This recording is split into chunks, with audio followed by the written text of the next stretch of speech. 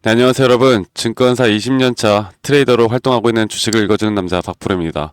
자, 오늘 유한양행을 좀 볼 텐데요. 오늘 또 이 유한양행에 대한 차트 그리고 시황 분석 그리고 여러 가지 타점에 대한 또는 투자 전략에 대해서 좀 말씀을 드려볼 텐데 일단은 단도직입적으로 하나 말씀을 드릴게요. 지금 유한양행에 대해서 장기적으로, 그러니까 중장기적으로는 저는 주가는 16만 6,900원 여기를 뛰어넘고 돌파를 할 수 있다라고는 생각합니다.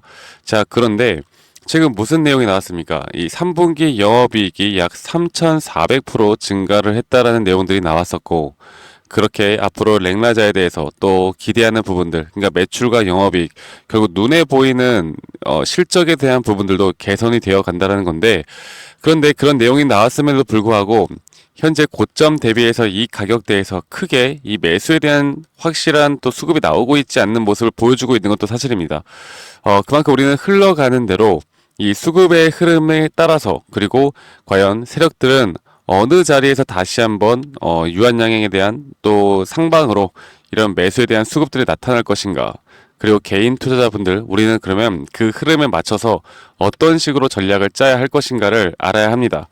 자, 장기적으로 제가 아무리 올라간다 하더라도 이게 사실 흔들릴 수밖에 없는 자리들이 계속 있거든요.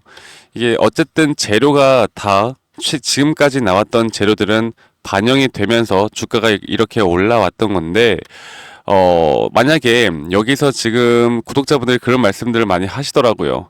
내가 타점을 아니면 추가적으로, 아니면 매수 타점을 신규로 내가 들어가려고 하는데 혹시 지금이라도 들어가도 되는 걸까요? 저에게 물어보시는데, 제가 하나 말씀드려보자면 조정이 여기서 한 번은 더 빠질 수 있다라고 말씀드리고 있어요. 여러분들, 주식이라는 건 절대 영원한 건 없습니다. 그리고 이렇게 충분한 건강한 조정이 있어야 그 다음부터 나오는 수급이 더 세게 들어올 수가 있다라는 거예요. 물론 유한양행을 우리가 기대를 하는 건 바로 재료 아니겠습니까? 이 재료의 연속성이라는 것도 너무나 중요한 것도 맞는데, 이 재료의 연속성이라는 게 결국 그 사이에 공백이라는 게 있을 수밖에 없고, 지금 기대를 하는 건 바로 유럽 승인, 그리고 현재 SC 제형에 대한 승인, 이런 것들이 아직까지는 좀 시간이 걸린단 말이죠. 네, 시간이 걸리는 부분이기 때문에 이런 것들에 대한 공백 기간 동안 우리가 그 기간 동안만이라도 어떤 식의 대응을 통해서 우리가 수익을 극대화할 수 있을까를 고민을 해봐야 합니다. 심리적으로 흔들리지 않게 정확한 분석을 해야 되고, 여기서 조정이 오더라도 충분히 조정이 올 수 있는 자리다라는 거 우리가 인지를 하고 가는 게 가장 중요한 부분이다라는 걸 여러분들께 말씀드릴게요. 자, 제가 오늘 좀 상세하게 지금 나오는 내용들과 이 차트에 대해서 좀 더 말씀을 드릴 텐데, 지금 이제 실시간 장중에 나오는 타점 그리고 여기에 대한 투자 전략을 우리 구독자분들에게 누구보다 빠르게 다 공유를 해드리고 있으니까요. 여기에 대해서 유한양행에 대해서 좀 타점과 전략에 대해서 공유받고 싶다라고 하시는 분들은, 먼저 바쁘신 분들은 이 번호로 저에게 유한이라고 문자 한 통 남기시면 된다는 거 잊지 마시고, 자, 그러면 제가 수급 그리고 차트를 보면서 다시 한번 더 좀 말씀을 드리겠습니다. 자, 유한양행의 최근에 수급을 보면요. 지금 금요일 날장은 개인 투자자분들의 순 매수가 나오면서 지금 마무리를 했어요. 자, 그런데 거래량을 한번 볼게요. 최근에 이 유한양의 거래량이 좀 어땠습니까? 금요일 날은 거의 뭐 거래가 됐나 싶을 정도로 거래량이 상당히 적게 나왔단 말이죠. 자, 그렇다라는 건 이 매도량도 적지만 또 매수량도 적은 현재 이 가격대에서 약간 눈치를 보고 있다고 보시면 되겠습니다. 자, 일반적으로 이렇게 눈치를 보는 가격대에서는 주가를 한 번 정도는 더 하락을 시킨 다음에, 그 다음에 어느 저점 구간에서, 그리고 현재 개인들의 물량들을 좀 털고 갈 그럴 만한 수급을 보여줄 수 있을 확률이 크다. 왜? 이게 만약에 여기 이탈하잖아. 그러면 어떻게 되느냐? 우리가 물론 중장기적으로 올라간다라는 건 누구나 다 인식은 하고 있지만, 이게 결국 주식이라는 건 우리 심리, 그리고 두려움, 불안감, 공포심, 이런 것들이 함께 공존을 하기 때문에 이걸 쉽사리 그냥 홀딩만 하기도 사실 힘들어요. 그리고 유한양행 같은 경우는 이런 고점에서도 상당히 많은 개인 투자자분들의 매수가 들어갔습니다. 그래서 우리가 심리 지지 라인이라고 볼 수 있는 이런 20선을 이탈을 하였고, 그러면 여기서 추가적으로 더 하락이 나와도 이상하지 않은 자리라는 걸 여러분들이 아셔야 돼요. 자, 제가 조금 더 차트를 확실하게 좀 보여드리면서 말씀을 드려야 할 것 같은데, 자, 지금 보시는 거와 같이 현재 제가 유한양행 같은 경우는 전체적인 상승 파동에 총 5파동은 다 이미 나왔다라고 말씀드렸어요. 그리고 상승 파동에는 총 5개의 파동과 조정 파동은 3개의 파동이 공존한다 말씀드렸습니다. 그래서 저는 현재 유한양행은 왜 고점이 나왔느냐? 최근에 이 고점을 찍을 때 이 상승에 대한 부분이 가격이 올라갔잖아요. 그렇죠? 가격이 올라갔는데 이 매수 심리들은 계속 그러니까 낮아지는 그런 현상이 나타나고 있습니다. 그런 걸 우리가 뭐라고 하냐면 바로 하락 다이버전스가 발생을 했다라고 말해요. 여러분들 하락 다이버전스가 발생했다.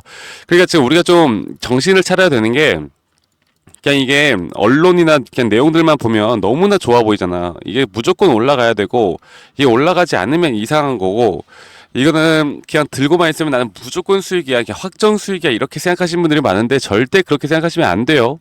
네, 절대 그렇게 생각하시면 안 되고 지금 만약에 추가적으로 여러분들이 타점을 잡는다라고 하면요. 저는 이 조정 파동은 이런 식으로 새 파동이 나온다라고 말씀드렸어요. 그리고 제가 보고 있는 이 타점들이 있기 때문에 이 타점을 정확하게 지지를 하고 올라가야 우리가 생각하는 그 신고가를 뚫고 올라가는 그림이 나온다라고 말씀드리고 있습니다. 그래서 저희 구독자분들과 함께 이 고점에서 한번 비중 조절을 해 나갔고 그리고 거기에 대한 비중을 다시 한번 밑에서 잡아 나갈 건데 그렇다고 한다면 결국 상승이 나오더라도 여기에서 또다시 조정이 나올 확률이 크겠죠. 제가 이런 타점들을 여러분들과 함께 같이 좀 공유를 해 나가고 있어요. 그리고 이런 부분들은 명확한 근거를 통해서 명확한 확률 높은 자리들을 우리가 정확하게 알고 가셔야 됩니다. 그냥 좋아 보이니까 그냥 유한양행 더 올라간다고 하니까 여기저기 이야기 들어보니까 뭐 앞으로 재료들이 너무나 많이 남았으니까 일정들이 남았으니까 무조건 올라가겠지 이렇게 생각하시면 안 된다는 거예요. 세상엔 영원한 건 없습니다. 아시겠죠, 여러분들? 그래서 정확하게 우리가 우리의 계좌를 지킬 수 있는 건 항상 의심하고 또 의심하고 또 의심해야 돼요. 주식이라는 건 결국에 이게 심리 싸움이기 때문에 개인 투자자분들이 너무나 좋다고 해서 계속 매수가 들어가다 보면 그러면 주가는 안 올라요. 안 올라요. 결국에 개인들의 물량을 먹고 엑시트하는 물량들이 생길 수밖에 없는 것이고 이 개인들의 관심도 그리고 개인들의 투매가 이루어질 때 투매가 나올 때 어느 정도의 물량들을 털 때 그걸 그래도 좀 낮은 가격대에서 털어내면서 주가를 끌어올릴 거라고요. 그게 지금 딱 그런 타이밍이 왔다라는 겁니다. 결국 재료라는 것도 없고 공백 기간도 없고 이렇게 거래량도 낮아지고 그러면 기존 주주들의 물량들을 털어내고 가야 앞으로 이 주가를 끌어올릴 때 여기에 대한 저항벽이 더 약해질 수 있다라는 거 이런 부분들을 여러분들과 함께 좀 추적 관찰해 나가면서 유한양행을 이끌어 드리고 있어요. 그래서 주식이라는 건 뭐다? 결국엔 다 심리 싸움이고 이 수급 싸움이고 근데 수급의 주체가 누구인지를 알아야 하고 그 주체에 의해서 우리가 정확하게 이게 그 다음에 나올 방향성을 우리가 100%알 수는 없겠지만 그래도 확률 높은 자리를 우리가 찾아볼 수 있다는 거고 그 뒤에 눌림목 자리를 우리가 또 어떤 식으로 체크를 해서 매수를 할까를 고민해 볼 수 있다는 겁니다. 아시겠죠, 여러분들? 그래서 지금 많은 분들이 좀 오해를 하고 계신 것 같아서 제가 이렇게 좀 말씀드렸고요. 하지만 결론적으로 저도 유한양행은 올라갈 수 있다라고 봐요. 워낙 이 재료라는 게 너무나 좋게 나오고 있고요. 최근에 그래도 오스코텍이 막 하락폭이 심해지면서 여러분들이 뭐 걱정이 많으신 것 같은데 이 오스코텍 같은 경우는 이 자회사 상장 때문에 그래요. 지금 여기에 대한 매수 심리가 양분될 수 있다는 생각 때문에 지금 내려가는 거지 유한양행과는 전혀 별개로 생각을 하셔도 된다라는 겁니다. 아시겠죠? 그래서 한 가지 더 좀 같이 보면 좋은 게 결국 우리나라 제약바이오 이 섹터의 흐름도 우리가 좀 같이 보면 좋아요. 네, 이 섹터의 흐름이 어떤 식으로 흘러가고 있고 우리나라 전체적인 지수의 흐름이 어떻게 흘러가고 있고 최근에 글로벌 시장에 대한 국채 금리가 높아지고 있는 부분들 때문에 앞으로 경제의 흐름이 어떤 식으로 흘러갈지 결국 전체적인 시장이 좀 올라와야 돈이 들어오는 시장이 와줘야 앞으로 유한양행은 더 상승이 크게 나올 수 있다는 걸 여러분들이 아셔야 합니다. 그러니까 단편적으로만 보시면 안 돼요. 우리가 좀 종합적으로 판단을 해야 되는 부분들이 너무나 많다라고 여러분들께 말씀을 드리고 있고, 결국 돈을 버는 건 뭡니까? 제가 정말 여러 가지 좀, 많이 종목들을 여러분들과 함께 이야기를 나누면서 여러 가지 경험들을 많이 쌓아보면서 막 삼성전자다, SK하이닉스다, 아니면 뭐 현대차다, 아니면 뭐 잡주들 많죠.